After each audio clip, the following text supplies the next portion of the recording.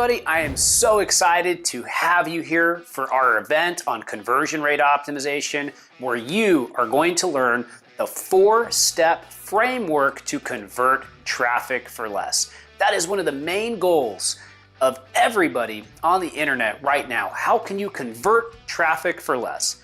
That's how you get a competitive advantage online. You are going to learn a great deal today. Before we jump into it, I just want to set the stage a little bit. Somebody comes to Ignite Visibility. They say, we want quick wins. How do we do that? We do a cross-channel conversion action plan where we look at the entire website and how it converts. We're going to show you that today and how you can do it for yourself. As part of that plan, we review the devices report. We find out the Samsung Galaxy S10 does not convert at all. We find out there's not even a button that works on the page. We fix that. They make $50,000 more a month, over $600,000 a year, just through this basic update without spending any more money. This is what we're talking about here today, everybody. Conversion rate optimization, also known as conversion optimization. What we're going to talk about is a framework for you to do testing for yourself. We're also going to talk about tried and true principles. And then at the end of this presentation, we're going to give you some insight into specific strategies,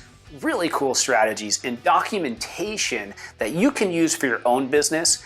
This presentation is going to help your business and grow your business online. So without further ado, I'm going to jump into the presentation. You're going to get to meet Danny Conlon, our Director of Product Management at Ignite Visibility, a true expert, somebody I work with every day, as well as Randy Anderson, who is our Director of Conversion Rate Optimization.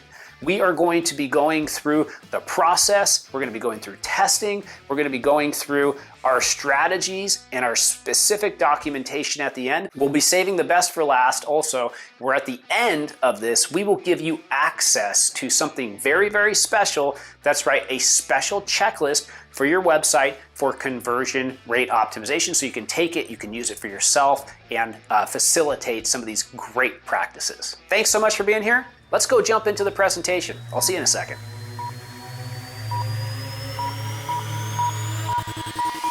All right, everybody, welcome to our event. We are so excited to have you here today. We're going to dive into our 4-step CRO system and top strategic frameworks developed over the last 10 years. We've got some great stuff for you today. Let's take a look at what we're going to be covering. First, we are going to look at research, followed by optimization, followed by results and analysis, and then also repeat steps 1, 2, 3, so that we can have that consistent flywheel program.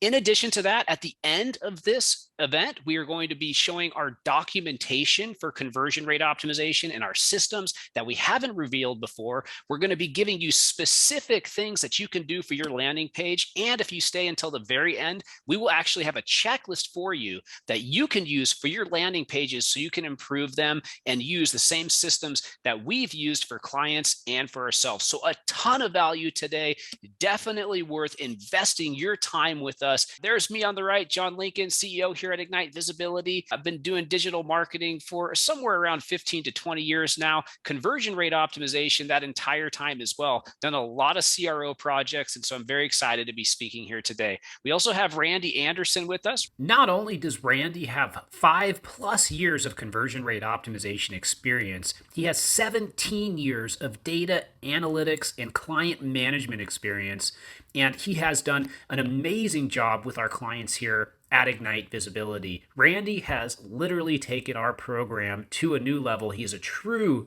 expert in the field, and we are so excited to have him sharing his knowledge here today on testing and general conversion rate optimization best practices. Randy, would you like to go ahead and say hello? Yeah, hi everyone. It's great to be here. My name is Randy Anderson. I am the Director of CRO here at Ignite Visibility. I've been doing strictly CRO marketing for just over 5 years now. Awesome. Thanks so much, Randy. We also have Danny Conlon. Danny, would you like to say hi? Yeah, of course. Hi, everyone. My name is Danny, and I'm the Director of Product Management here at Ignite Visibility. I've been working on SEO and CRO projects across websites of all different sizes across many different industries for about the last 8 years.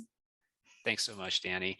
So you're in the right place, everybody. if your site sees plenty of traffic, but that traffic isn't converting at the rate you need it to. You're in the right place if you've studied and started experimenting with CRO and you're excited about its possibilities, but still aren't seeing consistent results. You're also in the right place if you haven't yet developed a reliable system for repeatedly increasing conversions on your website. By the end of this video, you will have a clear picture on how you can convert traffic for less. But first, why CRO? Well, big companies know that the future of the internet is converting traffic for less. Google, Coca-Cola, Facebook, all of these big names on the screen, they invest quite a bit in their CRO programs, running multiple tests a month across different structures on the website. Randy, talk to us a little bit more about why CRO. What are some of the stats people would care about? Yeah, absolutely. So why CRO is because everyone else is doing it, right? And we want to stay competitive. We want to keep our conversion rates up. But currently, companies spend just around $1 on their conversion rate optimization for every $92 spent on customer acquisition, which means that we're spending a lot of money to get users to the site, but we're not spending the money we need to spend to optimize the site for them when they get there. More Google searches for conversion rate optimization are being made than ever before. You see here on the Google Trends for the last 5 years, CRO is up year over year. And that's because only 22% of all businesses are satisfied with their conversion rate. Everybody wants more, absolutely. And CRO is the way to get it. In fact, using CRO tools, that offers a 223% return on investment per average. And companies whose conversion rate improved over the last year are conducting 50% more A/B tests, and 47% or more of those companies are using more methods to improve conversion. And at the end of this video, we are going to go over the top tools for conversion rate optimization as well. That's going to be a really fun segment. So getting into research, Randy, talk to us a little bit about the research and about the process in general. Sure. Research is my favorite part of CRO because you get to learn so much about who you're working for and how their users behave. When we start the research, we're starting in the best possible place in terms of CRO. Research can be broken down into two categories, quantitative and qualitative research. So for that quantitative data, that's data that's structured, that can be analyzed with statistical methods. These are true numbers. These are set in stone. And what we want to do with those numbers are answer many different questions. Where are the website users entering my site? Where are they leaving? How long are they staying on particular pages? Of those pages, which is the most popular? And has page performance changed over time? So when we ask those questions, we look to analytics and look to the data to check for audience reports. We want to know how they're behaving, what technology they're using, what devices they're using, OSs even, and acquisition reports. What channels are they coming in on? Are we getting conversions from paid, organic, direct, etc.? I can't tell you how many times I find people who are working in businesses who have no idea what these metrics look like. And if they just put in a little bit of time, they could do things like reduce the amount of drop-offs that they're seeing inside of the behavior flow report, which is what we're looking at right here, the funnel visualization behavior flow report. So this data is just as important and does fall under quantitative as well. And this helps us dive more into that behavior aspect. Which parts of a page are a user drawn to? Where are they interacting? Where are they hovering? Are they clicking on things or hovering around things that do not create value? Are they getting distracted? Are they getting stuck?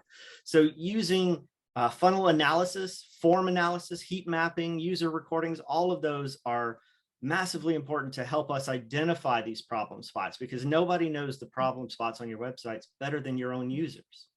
Funnel analysis, understanding how people flow through your website and where they drop off. Form analysis, how people are using their forms, your forms, where people are dropping off from forms, what they're engaging in, what they're not. Heat maps, how people are putting their cursors on certain areas on your web page and getting confused or understanding how to use the page. User recordings, actually understanding and looking at how users are navigating through the website. Really, really powerful stuff. So I think user recordings is one that most people skip over. They seem to not want to engage at that level, but the user recordings become so important to actually watch users engage with that site. You can see where they're rage clicking. You can see what the point they've decided to abandon, and you can follow up on those user recordings and really make a true difference in your conversion rate. Awesome points. Talk to us a little bit about qualitative data and how that can be used for surveys, interviews, and more. So that qualitative data is unstructured information that has to be analyzed subjectively. So you have user surveys, whether you are running surveys post-purchase or you're running exit intent surveys or anything in between, asking the user what they experienced on the site, asking the user what brought them to the site, or even why are you leaving? Why aren't you doing the key thing we want you to do on the site is so important. And you can follow those surveys up by just getting those users to talk to you one-on-one, offer them an opportunity to talk on the phone or through email and follow up on maybe their responses to really dig down into the reasons they gave you those answers. Customer service interviews is probably one of the biggest gold mines of research I can think of, because the people in your customer service team are having to answer the same 3 to 5 questions every single day. They are dealing with the same problems every single day. And a lot of that never rises past the customer service level.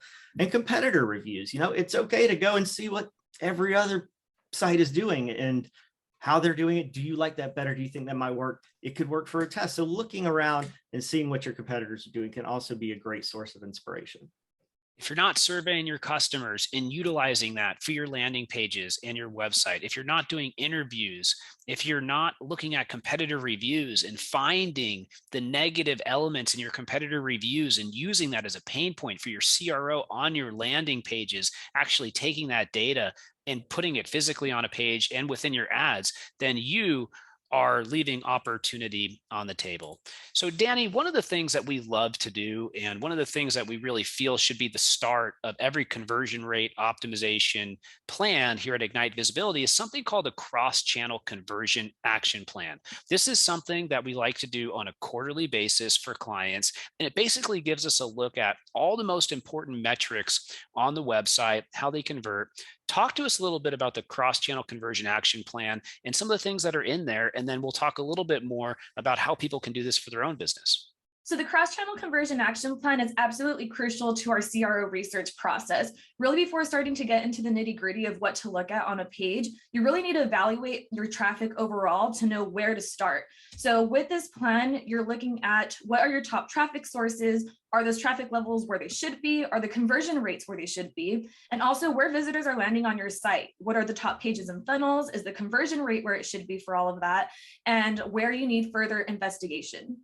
Absolutely love this plan. We're going to take a look at one. We're going to show you how you can do it for yourself. It's incredibly powerful because it gives you a look at all the different traffic, how it hits the website, where it converts, where it doesn't, helps you prioritize. It's very cool and systematic. So Danny, talk to us about it a little bit more. Yeah, so in the cross-channel conversion action plan, as mentioned, you're going to evaluate your source mediums and the conversion rates for each of those. First, you're going to start out by looking at your top traffic sources. Are the conversion rates for your top traffic sources where they should be? What's your average conversion rate across the entire website, and which traffic sources are falling below that? So you can do some further analysis there. What is the conversion rate of your highest traffic channels? Because that's where you're going to see the most opportunity. And are there any low traffic, high converting channels that you should invest more in? I really want everybody just to take a moment, think about that for a second. Are your overall traffic levels where they should be? What is your average conversion rate? What certain pages on your site have the highest traffic but the lowest conversions, and vice versa? By identifying this, you can turn up the traffic or the conversion rates on the areas that need it the most. So the 3 takeaways you should get from this cross-channel conversion action plan are this. First off, what channel is your poor performer? This is typically your high traffic, low converting channel, and is your channel that's going to need work the fastest. It presents the most opportunity because you already have a lot of traffic to it. So what do you need to do to get that conversion rate where it should be? That's going to get you the most conversions the most quickly. Second of all, what channels are your moderate performers? These channels will present opportunities upon further evaluation. Usually we will need to do a bit more research to see what you can do on those channels specifically. And then lastly, what channels are your best performers?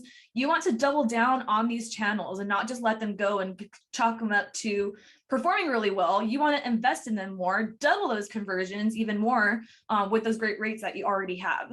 So if Google Organic is your highest traffic channel, but it's got a terrible conversion rate, you're going to want to work on that conversion rate. We're going to show you how to do that in this presentation. If affiliate is a moderate performer, you'll want to scale traffic and scale conversion rates. If PPC is performing very, very well on the conversion perspective, but you're not getting enough traffic, you'll scale that up on the traffic side. So it's very important you understand you can control these levers with the right amount of work. So let's talk a little bit more about the cross-channel conversion action plan and things that we look at when a visitor lands.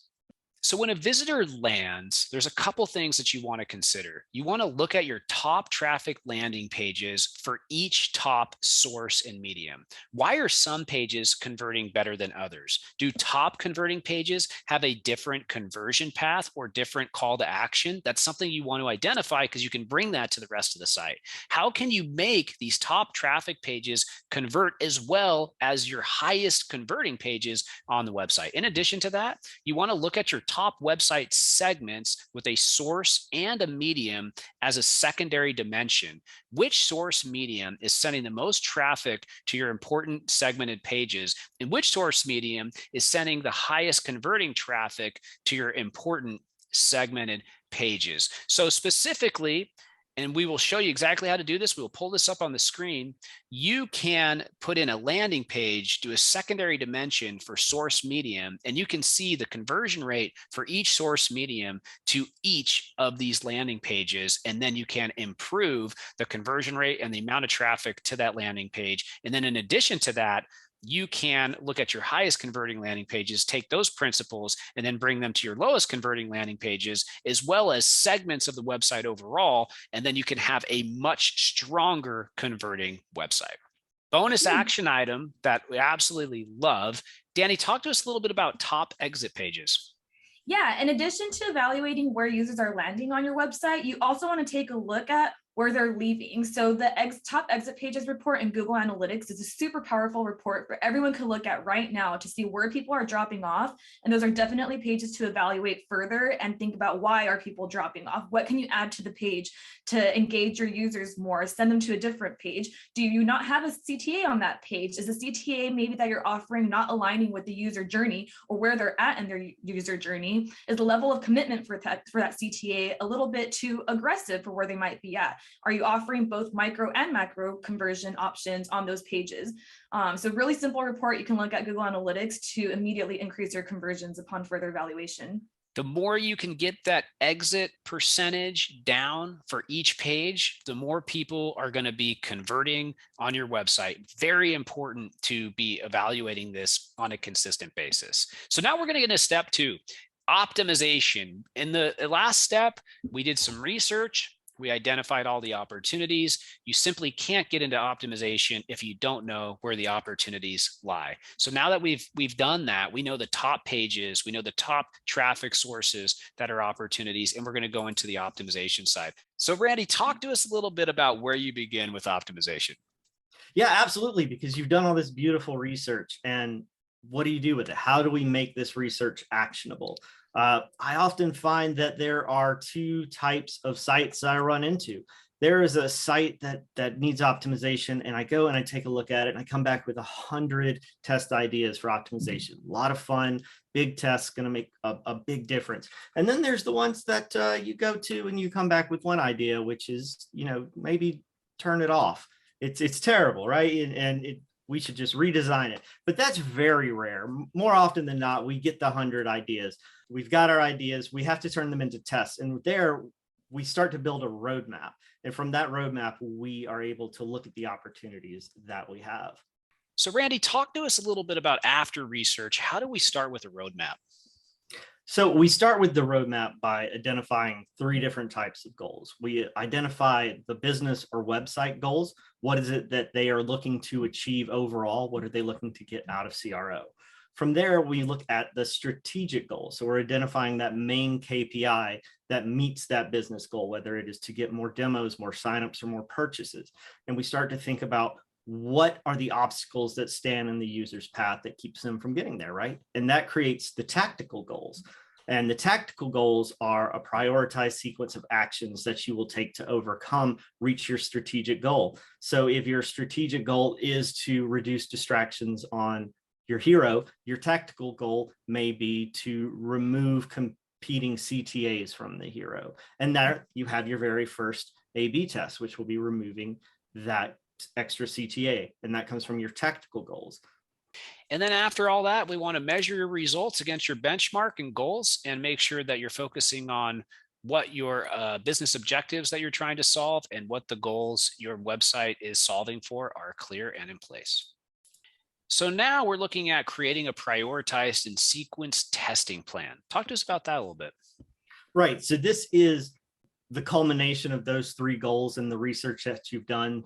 As I said before, if your business goal here, for instance, is increasing free trials taken, then your strategic goals might be to reduce distractions, to emphasize value, or make sure you're speaking to the target user correctly. From there, you create those tactical goals. So if you want to emphasize the value, are we using personalized call to actions? Are we highlighting the benefits? Are we showing the features of the product correctly? From those three tactical goals, we then create our A/B tests, making sure that we are showing the features, testing new way to show the features or highlighting the benefits, or changing the copy in the call to action to make sure it really stands out for the user. Reduce distractions, emphasize value, speak the target user's language. Some great things to test. So once you have a roadmap, you can finally start A/B testing. And this is one of the things that Randy is so good at. And that is a huge value that we bring to our different digital marketing programs here at Ignite. And also something that you can do for yourself on your own websites. We'll be showing you how to do that. So Randy, talk to us a little bit about A/B testing and what that looks like for a good program. So for A/B testing, or you might have heard it referred to as split testing, that's the quickest path to optimization. And it's the quickest path because you're making changes and running tests on the front end. Too often I run into a situation where people want to build out a full brand new page on their back end, top to bottom, and then they put it live on their site and they don't find out for 3 or 4 months later that it's actually creating a negative lift on their website. They had no idea. But if they had tested it first, front end using an A/B testing platform, when they ran that test and if it came back with a negative result, then they realized that they shouldn't put that page live. And not only did we save them from getting a negative lift, but we also saved them from investing their developers' time into building out a page that wouldn't have worked. As I mentioned, it's front end, 2 versions of a page, version A and version B. One's the control, one's the variant. Essentially overlaid the variant on top of the control, split the traffic 50-50, and see how users react. See if they are converting better on one arm or another, or if the KPI for a particular test is form fills or engagement or scroll or reducing the bounce rate. By tracking the way the users interact with these pages and these tests, you're going to come up with a true firm number to determine which version of the page is the most effective by creating that lift. And we also did an A/B test for this event in a couple different ways. One, which we will pull up on the screen right now. One, we can see a landing page that was created originally, and then a second one that was a variation of that page created by Randy. We can see the difference, the notable difference in conversions. And had we never done a test, we never would have known that version 2 converts better than version 1. Randy, talk to us a little bit more about important things to keep in mind in regards to A/B testing. Sure. So if you have done the research and you've created your roadmap, you'll already know what you should be testing, which is really important because you want to keep a consistent pace. You don't want to leave a lot of downtime between tests, because when you do that, you're just losing value in your CRO program. Every A/B test itself should include a hypothesis focused on a single variable. So this gives 2 advantages for this. One, you get to know exactly what you're testing for, what it is, the outcome you want to see, so that you don't kind of start to veer away from the solution you're trying to create.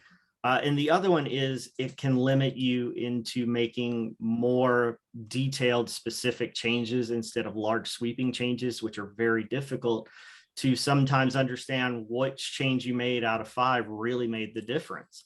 So for the hypothesis, using if, then, and resulting in is a great way to create a hypothesis for a test. Example, if we remove the learn more CTA from the hero, then the user's attention will be focused on the get a free trial CTA, resulting in more free trials taken.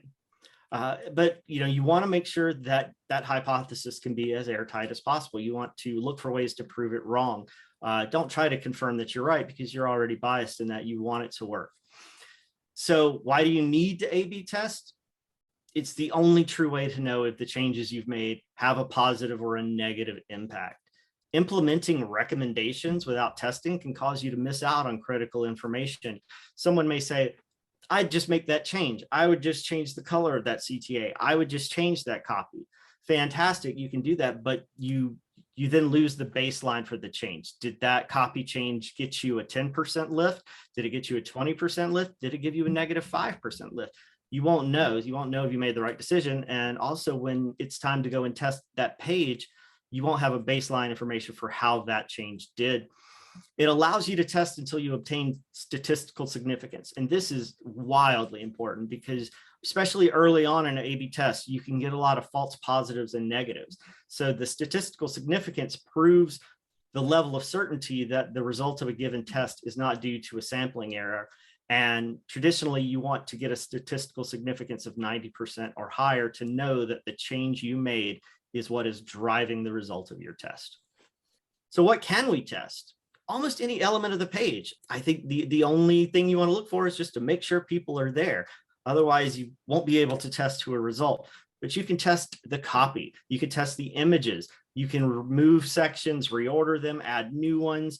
With the CTAs, color and copy and placement. Your nav, is it persistent? Is it sticky? Does it have everything that the user needs? Does it have that primary call to action up there in the top right corner? Pop-ups, when are they firing? Where are they firing? What are they offering the user? Forms, is it too long? Is it too short? Are you asking for too much information for what you're providing? Or are you not asking for enough information? Tests in A/B testing can range from the most simple, most basic of let's replace free trial with buy now CTA to something far more complex, like after a long series of questions, inserting a artificial delay of a few seconds to kind of make the user feel like you're really taking their answers into account before you give them the result.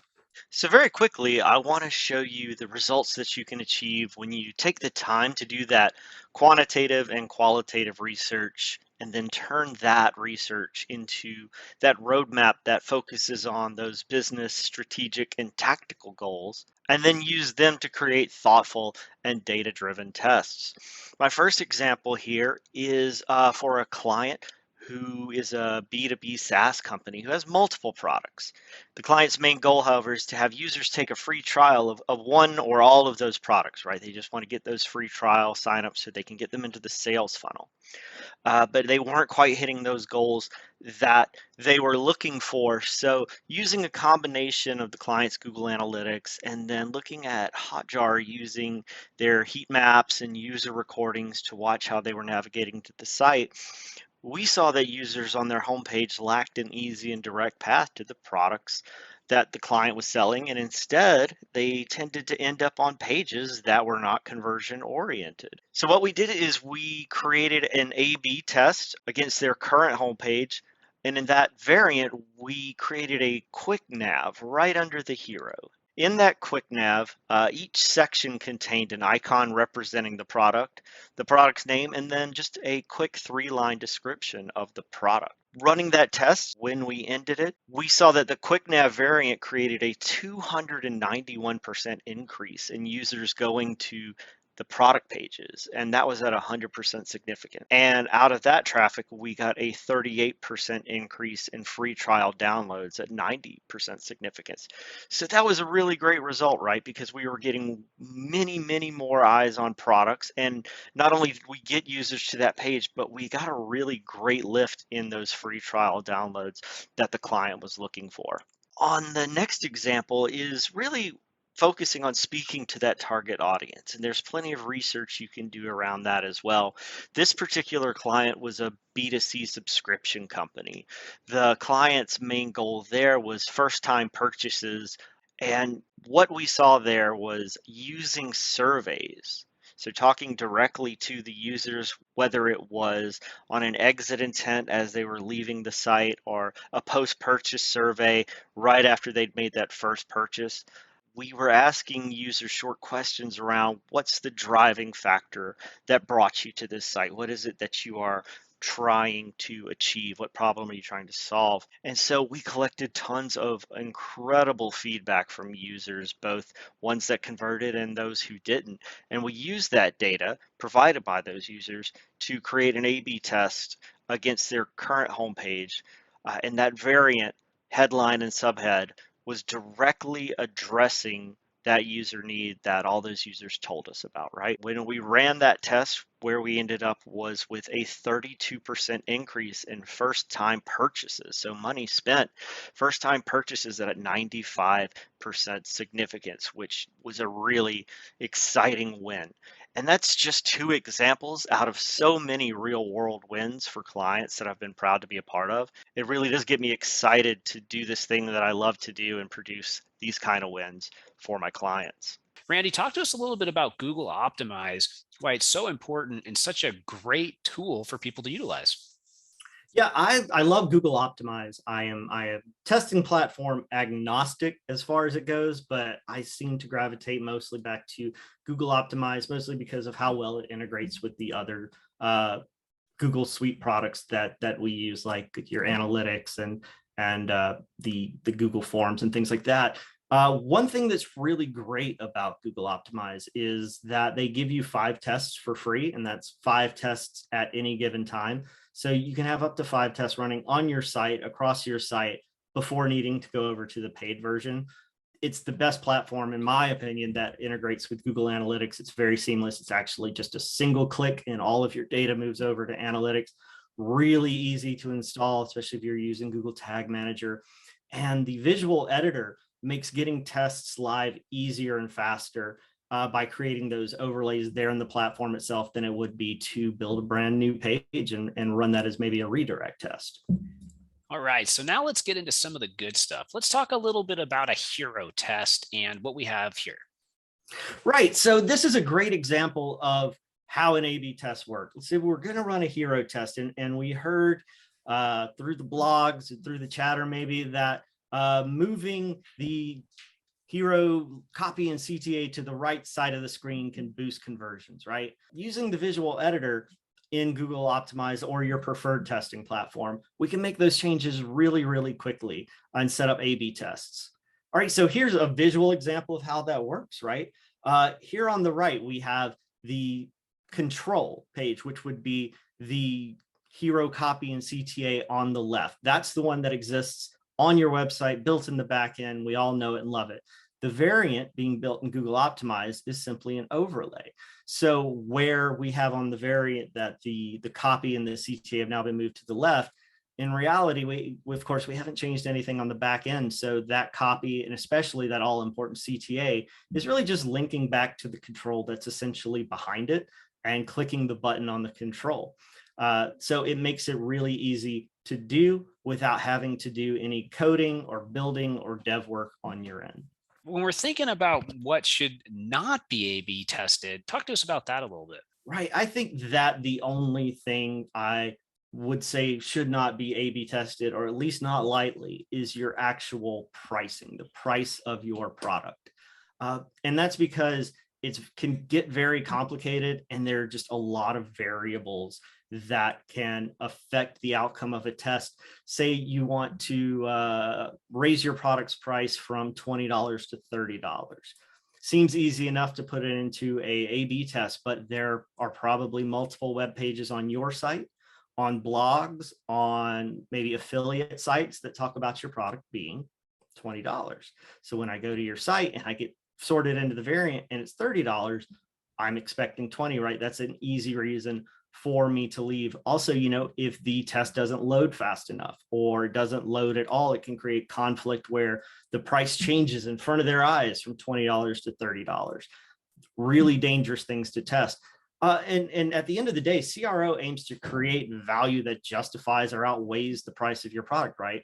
We are not looking to change the price of your product. We're trying to change the perception by changing the copy and the images, things, making it seem as valuable as you think it is. You can test around pricing, however, how it's displayed, what color you use with the pricing, how you are indicating savings or promos for that pricing, how big it is. There's lots of ways to test around pricing that can create a result, but you don't want to change that number in an A/B test.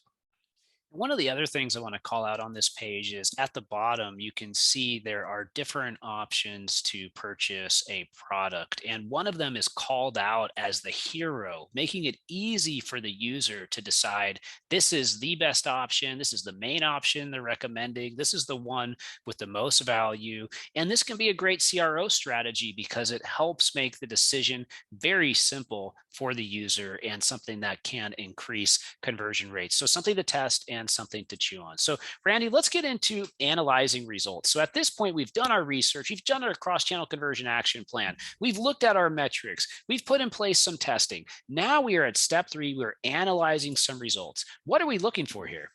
Yeah, this is the exciting part, right? To get to see how it did. You run that test and you check the numbers every day if you're like me, and you're looking for that lift. And of course, you are looking for statistical significance with that lift to make sure that the result is correct.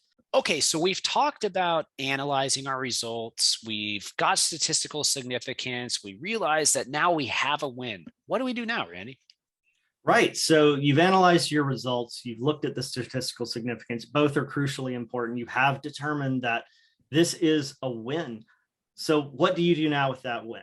Do you implement the change immediately to your website, or do you wait and run more tests, right? So if you want to implement it directly to your site, that's fantastic. It simplifies testing on that page by having the control reflect the winning changes, by which I mean, if you want to start another test on that page immediately, you don't have to also build those changes into the following test and then find a way to make sure that you're not incorporating the old control in. It can be, a little bit difficult, but it is absolutely a great way to celebrate a win, is just by getting it on there, letting everyone experience. Some reasons you might not want to is maybe you just don't have the bandwidth to run into that a lot. We just don't have the bandwidth right now to hard code our current win in, and that can affect the pace of testing if you make them stop and hard code everything in, and then you're waiting for changes to be implemented. If there's more to do on the page, but time is a concern, you could do multivariant testing where your variants are variant 1, variant 2, maybe the new variant, you set the control to 0%, and you can continue to test on that page if that is where your roadmap is directing you. But on the opposite side of that, sometimes you get a learning, right? And there's nothing wrong with that. Some of the best tests I have ever run have come from the test before it, which was deemed a learning, because it really is, you get to learn so much. So when you get that and you get into that data, you're looking for a couple of different things. First things first is Google Analytics telling you the story of this learning. Can we see if user behavior changed for the worse on that test? Did we find a negative effect on a certain traffic source or a certain device? What do we think may have happened? Did we do heat mapping or user recording of the test variants? Can we dive into that and see maybe what exactly happened, how we can fix it, and how we can create a better test? So now we're getting a step 4, repeat. So we've gone through this process and now it's time to start again. Is that right, Randy? Absolutely, it's time to start again. And that may mean, as I said, going back to the page you were just on, or moving forward on your roadmap that you have. Are there more ideas to test on that page that you were on? go look at your goals, your business strategic and tactical goals. You're, here on the left, you're trying to increase those free trials, right? And you're trying to do that by emphasizing value. So maybe you just tested personalized call to actions. If you got a win, fantastic. We can check that one off. It's one we can come back and revisit later. Or maybe you got a learning. There could be cause to jump right back into testing personalized call to actions. If not, you can move down to highlighting benefits if the learning or the win that you did previously indicates that we should continue down this path, right? So I think it's important to keep in mind that if you're not running at least one test a month, especially on these top landing pages that you're spending millions of dollars in paid traffic or even tens of thousands or just thousands, no matter how much, you can be testing for a very small amount of money, and you are throwing away conversions if you're not doing that. So it's really important that you are doing these tests. At this point in time, we're going to talk a little bit about not just testing, but talking about how you should be reviewing different portions of your website and how to do that. Danny, talk to us a little bit about the mobile website review and what to look for. Yeah, absolutely. So as a marketing manager, a website owner, website manager, it's really likely that you're probably looking at your website mostly on desktop on a day-to-day basis. And it's easy to forget that probably up to 80% of your total website traffic is actually coming through mobile devices. Not only are we living in a Google mobile indexing first world, mobile is just really important from Google's perspective. And every website should be mobile friendly at a very minimum, but there's also a couple of other action items we can take to make sure that your website is really optimized for mobile first. So the first thing you're going to want to do is run your website through Google's mobile friendliness test. You can also check the mobile usability report in Google Search Console, and that'll tell you exactly what errors you have on your mobile website version. The second thing you can do is look at Google Analytics and go to your device report. And on there, you can see if any certain mobile device is converting way less than another certain type. We'll have a couple of examples here in the few slides. So here in front of you, you can see as an example of 76% of this website traffic is coming in through mobile, but it's converting at almost 3% less than the desktop version. Huge opportunity to really go through and look at your specific mobile website, how users are going through the website, do you have any broken CTAs or anything like that, and see what you can do to improve that. So here in front of us is a specific mobile website review checklist everyone can look at while looking at their phone, at their website through their mobile device. Is the text too small or large? Are the clickable elements too close together? Tap targets not big enough or obvious enough? Excessive use of images. A lot of the times you have a really beautifully designed website on your desktop device with a lot of images to take up a lot of space. And when you look at it on a responsive mobile device, it just does not look the same. Images take way too much of the important space and doesn't communicate what you want to your users. Images resizing in a really odd format for mobile. Is your website menu hard to navigate? Website forms not being responsive for mobile is also a very common issue, especially if you're a lead generation website. You want to make sure that those forms are really easy to fill out and get through, and you don't want them to be broken on your mobile devices. And then lastly, are your CTAs too far below the fold? And are your website pop-ups not sized for mobile correctly? So here's a device report you can look at again and see exactly, are your conversion rates for a certain mobile device way below your overall website average? Those are what specific device views you're going to want to look at to see if anything's specifically broken. I think a lot of people don't realize that it's completely different to review your desktop site than it is your mobile site. They are different experiences. Talk to us a little bit about the desktop website review. Yeah, for a desktop website review, there's just certain elements that are going to be specific to that certain type of device that you can look at. So jumping right into action items, your menu on a desktop device is really, really important, almost more so than mobile because it's very prominent on a desktop device, right? So you're going to make sure that your most important services, products, and landing pages are clearly listed in the menu. And also consequently, is it super overwhelming? You don't want to have way too much in there and confuse your users on where they should be navigating throughout your website. Another element that's more so important for desktop in a lot of cases than mobile is your footer. Are your most important landing pages also linked in your footer? Privacy policy, is that linked in there? Your HTML sitemap, and also are your trust signals up to date? Contact information, is it really easy to find? That should also be very clearly listed in your website menu. And call to actions, very important both on mobile and desktop, but you want to make sure that those are easy to find and above the fold. And along those lines, one of the things that you can do for any page on your website is the 7-second test. Yes, it is usually for a home page, so a 7-second homepage test, but this can actually be used for any page on your site. It's one of my favorite things to do. Almost always improves conversions. Danny, what is it? The 7-second test tells us that within 7 seconds, a user should immediately be able to tell, what does your website do? What problem do you solve? What action should the user take? And is the call to action and text above the fold, both on mobile and desktop? As we know, users have a very short attention span, and it's really important to clearly communicate all of these points to them within a couple of seconds and have that be really prominent on your website. So in this example, we are going to look at an older version of our website. This is from a couple years ago, but what is good about this and what's bad about this? Walk us through it, Danny. Here you can see on the right, immediately are hit with a great headline named #1 search engine marketing company in the USA. You know exactly what we do. We're a search engine marketing company. You have a really clear call to action above the fold that stands out in a color. We have our trust signals, and it's really hard to miss what it is that we do and where to click. Our phone number in orange on the top right, and that CTA in orange above the fold, and it's just very clear. So the primary call to action jumps out at you. You know exactly what we do. We have some credibility on there, and this is a pretty good version, but frankly, we've iterated on this and made it better through testing and improved conversion rates over time. Let's take a look at another example.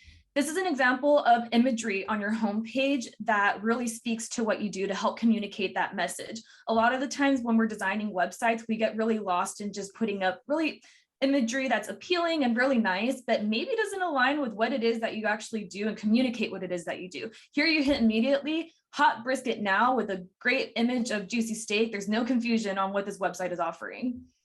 Also takes 18 years to master. It's going to be yours to savor. Doesn't that look savory? And you get to see the menu or order online. See the menu, micro conversion, order online, macro conversion. Two options, one for somebody who's not fully ready to commit and the other for somebody who is. You should never assume that a user will know how to navigate through your website or what to click on or what action they should take. You need to make it explicitly clear to them, have those call to actions really stand out, and also give them multiple, whether that's downloading an ebook, subscribing to your service, or whatever it is that you're trying to accomplish. CTAs should be above the fold, stand out, be really clear and relevant to the page that it's on as well. I love this one because it makes it really clear what they do. They give you everything you need to sell online. They give you the power to easily sell anywhere to anyone. There's some more benefits in there on the platform. And then there's no question about what you need to do next. You get to create your store by clicking a button. There's no credit card required, so people don't get worried that they have to put in their information. Very well done landing page.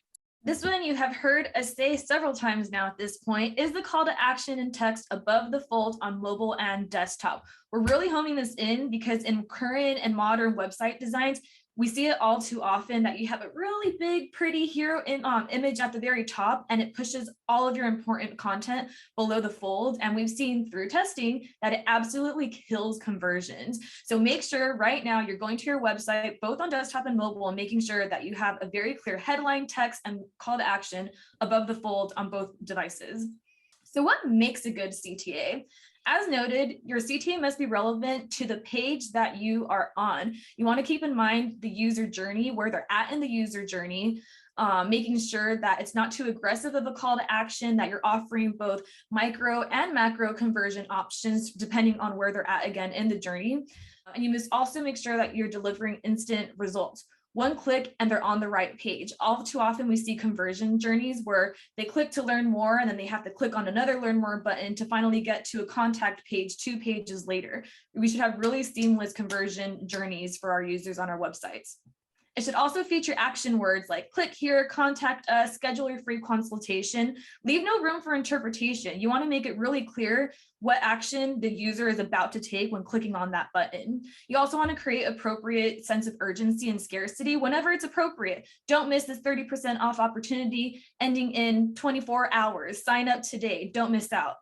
So now let's take a look at some specific best practices for local businesses, e-commerce, lead generation, and blogs. Let's get really specific so that we can understand some of the recommendations we might have for certain pages. Talk to us about this one.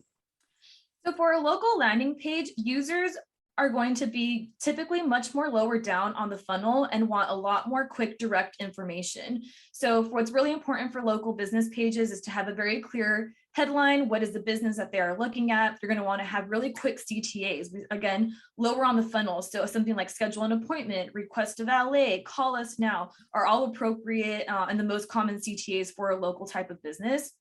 Reviews also are very important for local businesses. Again, you can either host customer reviews directly on your website or link out to secondary review parties to create that extra trust and credibility. And maps are also more so important for SEO, I would say, but very important for a local landing page. You want to make sure that users know that the business page that they're looking at is relevant and services the area that they're specifically looking for. Talk to us a little bit about product page best practices. Product page best practices. So here are a couple of elements that apply specifically to product pages. First and foremost, you want to make sure that you have a really clear high resolution product image above the fold with a very clear product name, description, and of course that CTA button. A product page is a little bit more unique than a local SEO page, for example, because you might have people at all different levels of the funnel on a product page. You can have those people who have already been doing research for a long time and are ready to convert and add to cart, but you might have also people at the very beginning stages of their research and want to learn a little bit more. Those are the people who are going to engage more with your reviews and the description, maybe even some some images and videos that explain the product a little bit in more detail. The other type of website that we see the most often is lead gen websites. And this is our lead gen breakthrough process for maximizing marketing qualified lead generation. So some of the best practices for lead gen specific websites are, again, forms are really important here, making sure that forms are responsive on both mobile and desktop. We see forms break all too often on mobile. And again, most of your website traffic probably is on mobile. You want to make sure that you're capturing only essential information. Don't let it be too long. Also, this is something that you should be A/B testing. Even if it's A/B testing the form button, you'd be surprised the different results you can get just from changing the text on that CTA from submit to receive quote to let's talk. Ignite Visibility uses the talk to an expert CTA. All of them will produce different results, and it just depends on your specific customer and what's going to speak to them the most. HubSpot released a study that showed a 21% increase in conversions when submit was not used anywhere in the CTA button copy. And there have been a lot of other studies that showed similar results. For lead gen, trust symbols are also very, very important. And you also want to make sure that you're not using really too big blocks of text. You want to make it really easy on the eyes and make it easy for people to navigate and graze through your website. Lead gen typically might have a little bit more copy on it because you're trying to educate your user on what it is that you do and what you're offering, but you don't want to overwhelm them. Lastly, lead form placement. Is it really easy to get to throughout your website in different places? So here's an example of a form that is just a little too long. And if you can see on there, this form, for example, has a line for a fax. Does anyone use a fax anymore? It's just information that you don't need from your user, and you're risking having them fall off because it's too much for them to fill out versus just capturing that essential information that you need from them in order to be able to retarget and reach out to them. On the blog, I think you'll see that it's really deliberate the way that it's laid out. So on the upper right hand, it says, "Welcome to Ignite Visibility University, where millions of professionals turn each year for the most innovative marketing strategies." You know exactly where you are. You know what we do. People come to this blog from all over the internet, hundreds of thousands of people a month. So you want to make sure that's clear. They then immediately get to learn about me. That gets some credibility out there. They learn about the company and they learn about what we do. In addition to that, it's a really great idea to have your top articles of all time in the blog sidebar in case people are interested. It's really a great idea also to map specific lead magnets to your top blog pages that get the most traffic, as well as blogs by segment as well. So if we have a whole segment of blog posts that are all about conversion rate optimization, and I put a CRO checklist on that so that people can click it, they can download it. That's a great way for us to get micro conversions and to build our email list. In addition to that, it's a good idea to have a search bar in there as well as a link to top categories. But the main thing is you want to optimize that blog sidebar as much as possible. Make sure you have calls to action. Make sure you're filling it out. Make sure you tell people what you do, because otherwise you are not fully taking advantage of it. All right, everybody. So at this point, we're going to get into tools you should know. We were talking about this earlier. We're excited about tools. So we're going to talk about the tools you should know for CRO. Randy, talk to us about some of these tools and how you use them. Yeah, absolutely. So all of these tools are fantastic for your CRO needs. Just to touch on some of them here, like Hotjar. Love Hotjar. Use it for heat mapping, click mapping.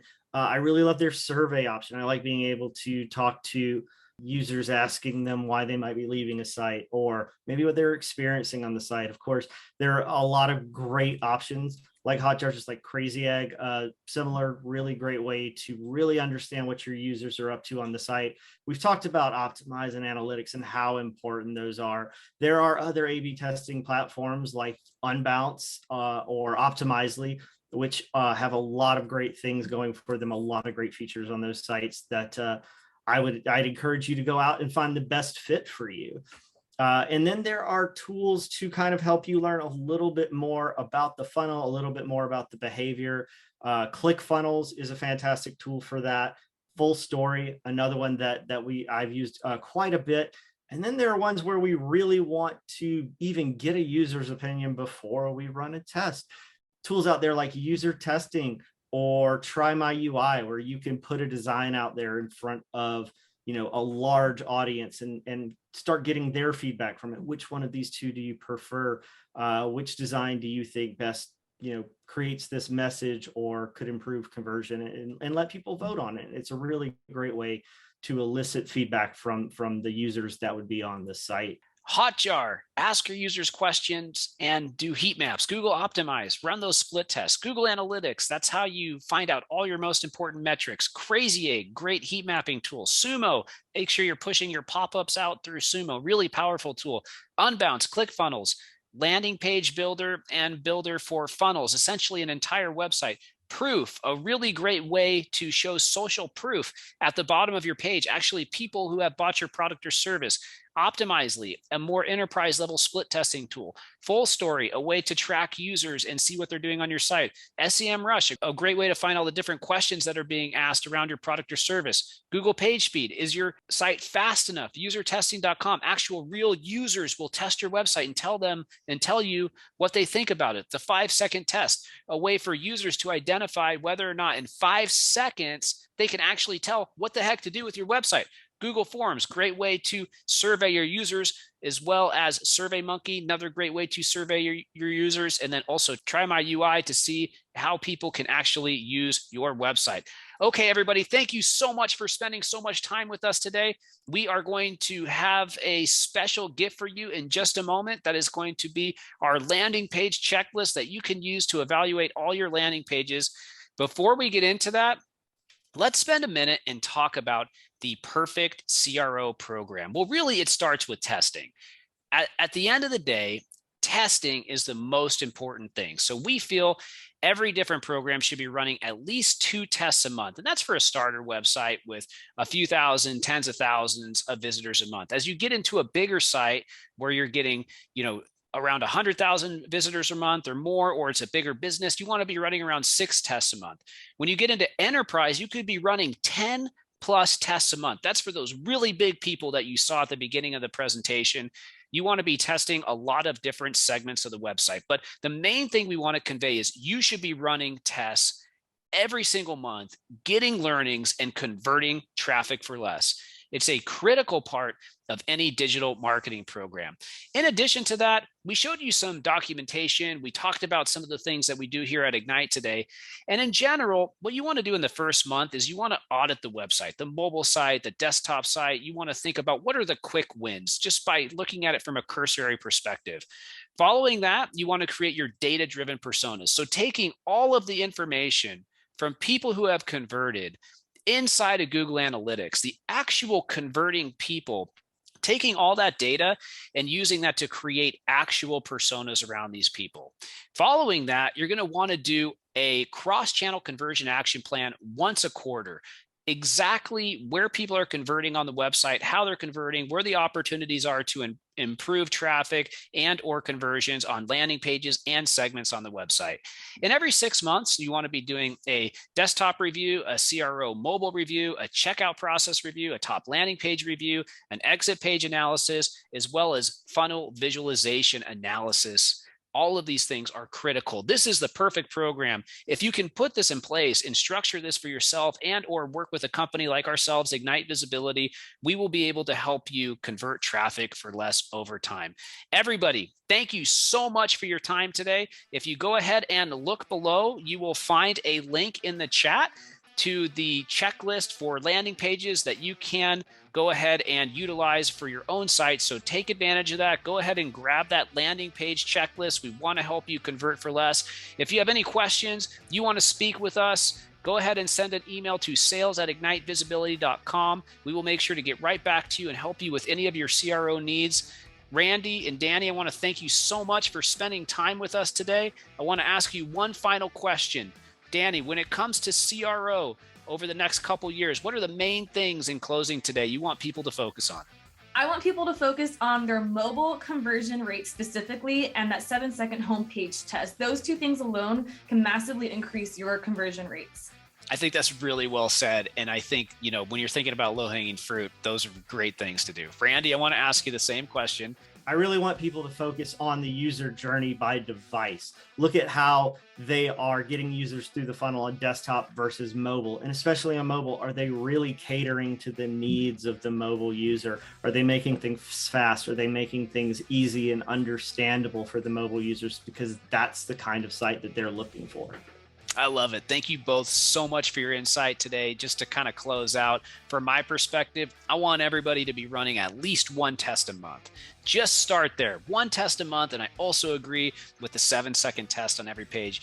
Everybody, thank you so much for being a part of our event today. If you like this, go ahead and give us a like, give us a comment below. We actually really appreciate it. It helps get more visibility for the content that we work so hard on to deliver for you today. Have a great day. We'll see you next time, and good luck with your conversion rate optimization and your digital marketing as you continue this year. See you later. Goodbye.